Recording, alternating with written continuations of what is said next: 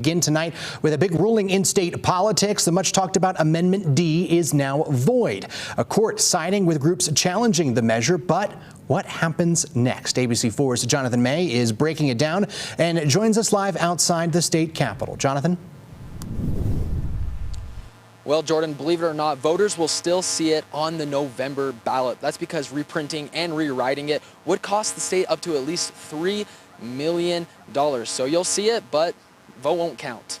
Judge Diana Gibson ruled this morning to grant an injunction over the proposed amendment, saying, quote, "The plain language of the proposed amendment provides no limitation on legislative power. If the measure passed, lawmakers could change or reject citizen initiatives after they pass. Critics worried legislative power would be taken away from the people. The League of Women Voters of Utah, Mormon Women for Ethical Government, and other plaintiffs sued." This was a very rushed process, and the language, the ballot language, was just the opposite of what it really tried to do.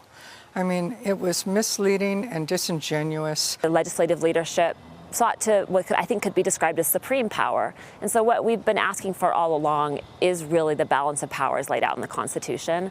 And we're grateful to the judiciary branch for upholding that. Utah Senate President Stuart Adams and Utah House Speaker Mike Schultz released a statement on Amendment D. In part, they wrote, quote, "We are extremely disappointed by the lower court's policy making action from the bench. It's disheartening that the courts, not the 1.9 million Utah voters, will determine the future policies of our state." The statement goes on to blame out-of-state organizers from Washington, D.C., saying, quote, "The people who claim to advocate for greater voter engagement are the same ones who obstructed Utahns from having the opportunity to vote on this important matter. They vow to exhaust all options, including an appeal to the state Supreme Court." We feel like we have a really strong case. The Judge Gibson laid out some pretty strong statements in her ruling, and so we're hopeful that in the case of the appeal that we will also win that.